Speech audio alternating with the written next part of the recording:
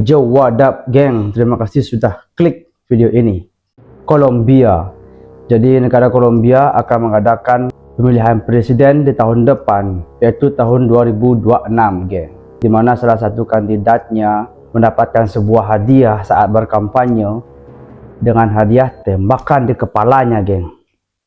So, jadi cerita ini akan seru, dan sebelum kita masuk ke ceritanya, bisa dibantu subscribe channel ini dan juga nyalakan tombol loncengnya. Siapkan posisi ternyaman kalian. Video ini akan menemani kalian beberapa menit ke depan, jadi ingat selalu support channel ini dan share juga video ini ke teman-teman atau kerabat kalian yang sekiranya perlu tahu atas kasus yang akan kita bahas kali ini geng. Jadi tanpa berlama-lama, check this out man, ini ceritanya. Jadi geng, negara Kolombia ini akan mengadakan pemilihan presiden 2026, yaitu tahun depan geng, yang dimana ada beberapa kandidat calon presiden yang sudah terdaftar. Yang akan kita bahas kali ini adalah salah satunya yang bernama Miguel Uribe Turbay, berusia 39 tahun, seorang senator di negara Kolombia. Si Uribe ini sedang melakukan kampanyenya di kota Bogota.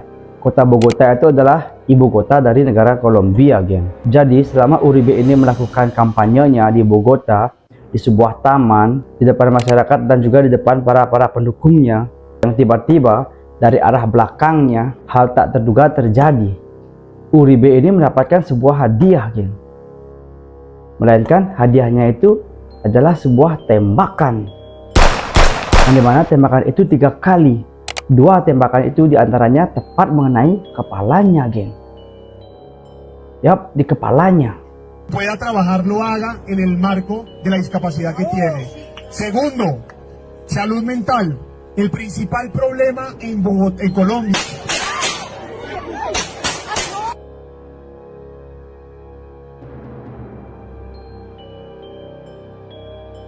Senator 39 tahun ini pun tersungkur dan tak berdaya karena penembakan itu terjadi sangat terang-terangan di tengah kerumunan orang ramai.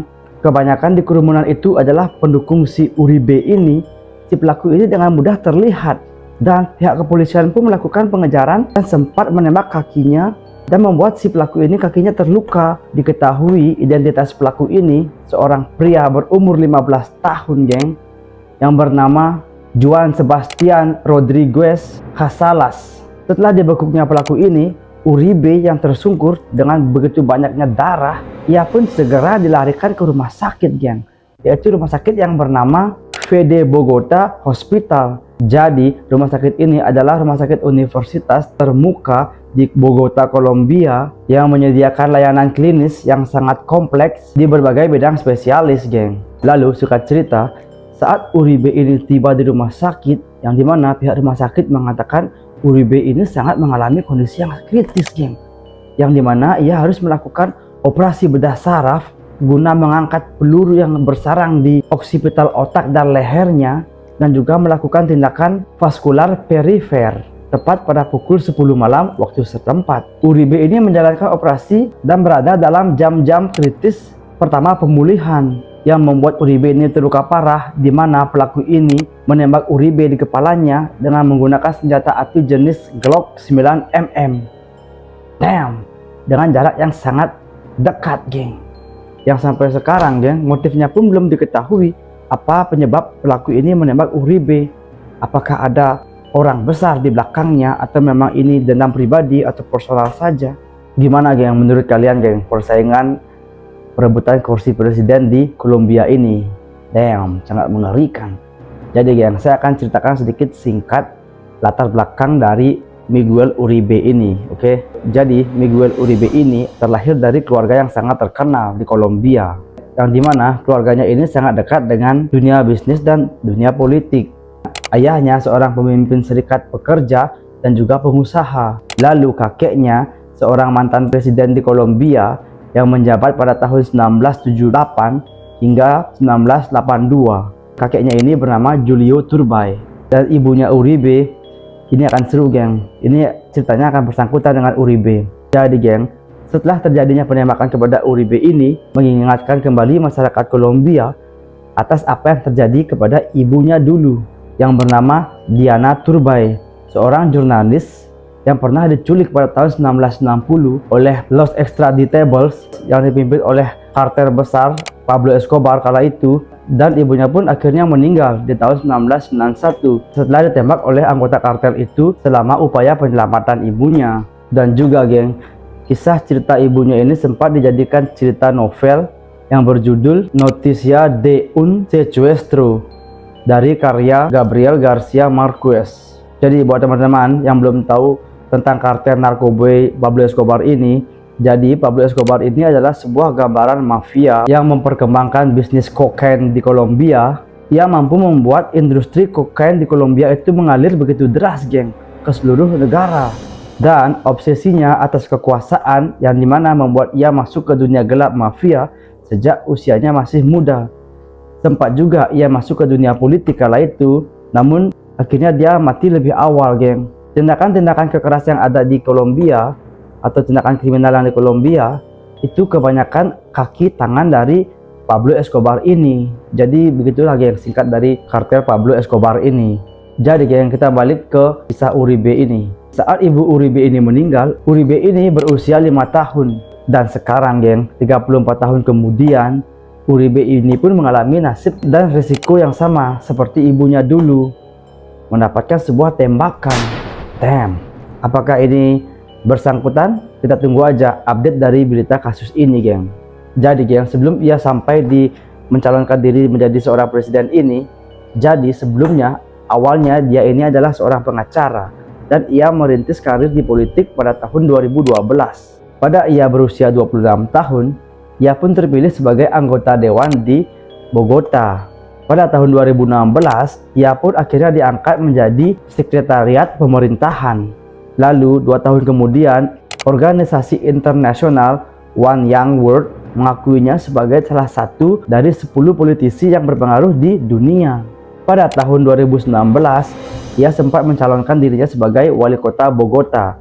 Namun kala itu ia kalah dengan lawannya yang bernama Claudia Lopez, dan juga geng yang dimana Claudia Lopez ini juga menjadi kandidat calon presiden tahun 2026 yang akan bersaing dengan Uribe ini.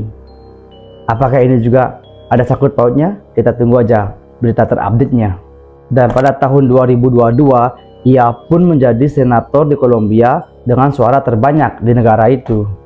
Ya, dari karir Uribe ini mungkin bisa dibilang mulus, dan mungkin juga karena keluarganya juga sempat dulunya di dunia perpolitikan ya. Lalu geng, kala ini presiden Kolombia yang bernama Gustavo Petro turut serta mendoakan Uribe agar mendapatkan penanganan yang maksimal agar cepat pulih dari lukanya, yang dimana presiden Petro ini mengatakan bahwa hari itu adalah hari yang penuh dengan penderitaan. Jadi geng, yang diketahui geng, yang dimana presiden Petro ini dengan pemerintahannya yang berhaluan sayap kanan, sedangkan Miguel Uribe ini yang berhaluan sayap kiri, yang sering sekali bertentangan geng, dimana Uribe ini sangat gencar sekali mengkritikan tentang pemerintahan Petro maupun presiden Petro itu sendiri. Presiden Petro pun angkat bicara dalam hal itu. Ia pun mengatakan bahwa memang benar adanya perbedaan antara Uribe dengan pemerintahan kepresidenan Petro ini.